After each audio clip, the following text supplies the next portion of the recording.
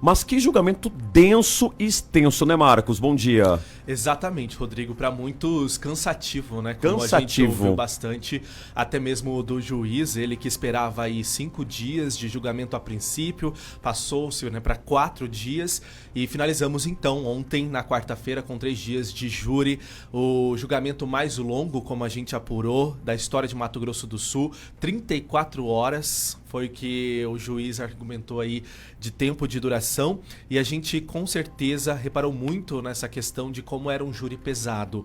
Claro que a gente estava num caso de muita repercussão, que em 2019, desde 2019 na verdade, a gente veio acompanhando o termo omertá, né? Ficou muito conhecido depois disso e repercutiu muito durante esses 3 dias. Estava há pouco na frente do tribunal do júri, inclusive, e a gente viu que como hoje a gente sente a calmaria. De forma visual, sem as viaturas, sem os policiais com armas, fuzis estavam, né? Exatamente, acompanhando ali, né, fazendo a segurança do prédio, um esquema de segurança gigantesco que nem a gente veio acompanhando nos últimos dias. E ontem a gente ainda viu os 2 auditórios lotados, isso porque o auditório que cabe ali 160 pessoas, o auditório em que ocorreu o julgamento e que ainda tinha o outro ao lado que estava sendo transmitido em tempo real, e muito cheio. Então, assim, essa foi a situação desse terceiro dia, desde o início da manhã, ontem que começou por volta das 9 horas, finalizamos aí perto das 11h30 da noite, então, assim, todos os trabalhos finalizados, assim, desde a hora que os réus ali são levados de volta para as penitenciárias. Então, foi um júri bastante denso e cansativo. Você sabe que eu peguei ali 2 horas, né? Eu peguei a parte final da réplica e da tréplica, né? Da defesa e da promotoria. E o Jamil Nome Filho chorou, né? Ele desabou em lágrimas, Marcos. Exatamente, a gente já tinha reparado, visto isso na terça-feira, quando ele prestou depoimento, foi interrogado ali já nas perguntas do juiz, que é o primeiro, né, durante o interrogatório a fazer os questionamentos. Ele já relembrava do pai, Jamil Name, ele que morreu em 2021, aí vítima de complicações da Covid-19. Ele, por muitas vezes, argumentava essas situações, não chegou a chorar da forma como a gente acompanhou ontem, que foi bastante intenso, né, a emoção dele, e daí só que a gente via já sentindo isso.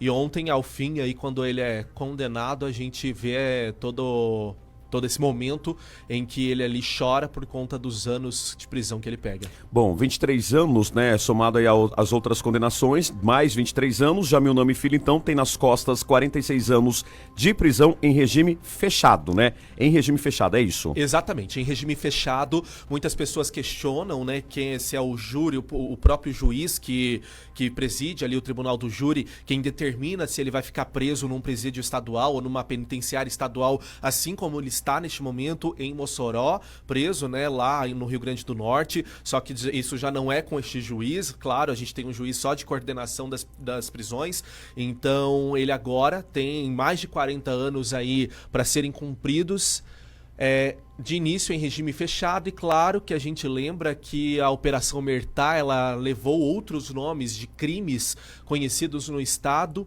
e que podem, num futuro, talvez um ano, ainda esse ano ou em outros, repercutir e talvez virar um novo julgamento por causa de outros casos. Você sabe que eu estava durante ali, né, nos bastidores, porque o que aconteceu, né? Na hora que eu cheguei, foi no momento ali, bem no finalzinho da réplica e da tréplica, e o doutor Aloísio, né, o magistrado aí que estava à frente desse júri da década, né, júri histórico aqui para a Segurança Pública de Mato Grosso do Sul, ele falou assim que os jurados, composto por 5 homens, 2 mulheres, iriam para uma sala secreta e na sequência eles voltariam. Geralmente, né, para quem está acompanhando, a gente ficou conversando ontem à noite, a votação, ela é rápida, ela não chega a 30, 40 minutos. A gente chegou ontem a quase 1 hora, né, dessa votação entre os jurados nessa sala secreta, e daí eu encontrei o Paulo, né, o pai do Matheus, que foi fuzilado aí por essa milícia, e ele pegou e falou assim para mim: olha, meu coração tá sentindo que não sei não. Aí eu falei, o que que foi, seu Paulo? Ele falou assim, olha,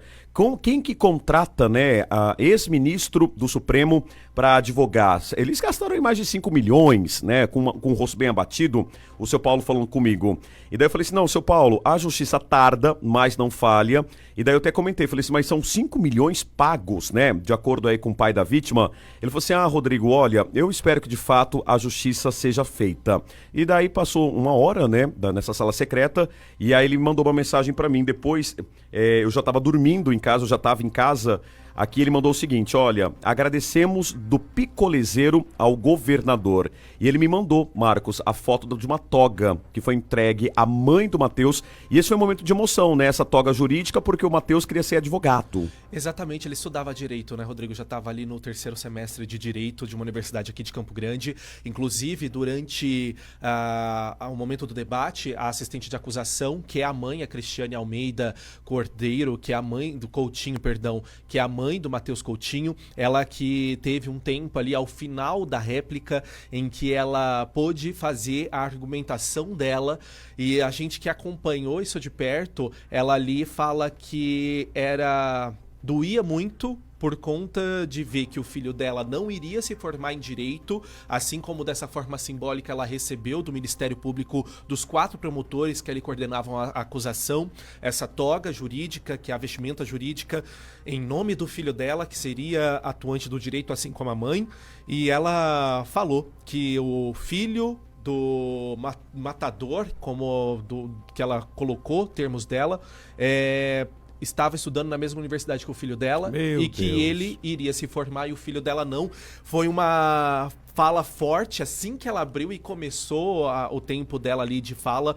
Então, assim, a gente conecta os dois pontos ao momento mais cedo em que se começa o debate da promotoria de acusação, entregando essa toga jurídica, ao momento em que ela encerra a participação do Ministério Público como assistente de acusação, falando do próprio filho e dizendo da dor que era não ter o filho de volta, e assim como ela se referiu ao próprio Paulo Xavier, que estava na plateia acompanhando no início da manhã, de cabeça baixa, inclusive, acompanhando esse julgamento e bastante emocionado.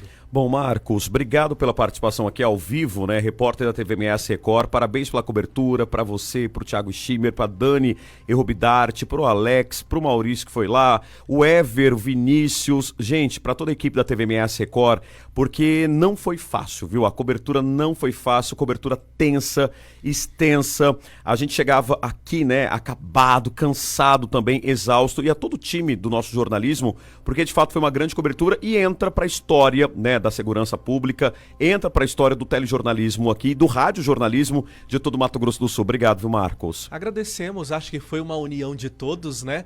O nosso grupo inteiro trabalhando em tempo recorde para levar informação, e muitas informações, inclusive, né? 3 dias, 34 horas. Né? Detalhes. Então, assim, a gente teve que prestar muita atenção em cada um dos argumentos, até porque, para quem trabalha com o meio policial, qualquer palavra fora e tirada de contexto, a gente pode sofrer muita acusação também, né? Então, acho que foi um trabalho de muita qualidade e que a gente conseguiu entregar muito conteúdo, levando do início ao fim do julgamento, o maior julgamento de Mato Grosso do Sul em termos de tempo, e com bastante maestria. Da história, né? Você sabe que ontem eu cheguei, né? Veio as pessoas ficaram olhando, e daí veio um garçom conversar comigo. Eu falei assim, mas você tá trabalhando? Não, acabei de sair do meu trabalho. Isso 10 horas da noite. Ele pegou e falou assim, mas por que você tá aqui? Não, porque eu queria ver como que funciona. Olha só, todo o Mato Grosso do Sul parou para acompanhar o julgamento da década. Todo o Mato Grosso do Sul parou para acompanhar. O que entra no capítulo volta a falar do Judiciário, da Justiça, da Segurança Pública de Mato Grosso do Sul. Só para a gente encerrar, Marcos, a ADEPOL, que é a academia, né, a Associação, aliás, dos Delegados de Mato Grosso do Sul, emitiu nota de repúdio contra os advogados aí do Jamil Nami Filho, contra os advogados do Marcelo Rios e também do Vlad, porque atacaram e muito o Dr. Peró, né, o delegado que conduzia a força-tarefa que investigava essa milícia. Exatamente, Rodrigo. A gente viu essa nota sendo divulgada porque durante os depoimentos ali das testemunhas, principalmente da Eliane, houve esse ataque, falando sobre as agressões, falando em que ela foi obrigada ali a ficar na delegacia do Garras, Dr. Perol, o delegado, ele que é titular da delegacia. Então, assim, a gente viu sobre muito esse depoimento em relação a isso. E, claro, a DEPOL, né, que é a Associação aí dos Delegados de Polícia de Mato Grosso do Sul, emitiu essa nota, inclusive, de repúdio a estes ataques, dizendo que ali coordena e discorda, né, do que foi dito ali pelas testemunhas e colocam ainda como fatos inverídicos todas as situações. Marcos Ivani, jornalista da TVMS Record. Obrigado, viu, Marcos?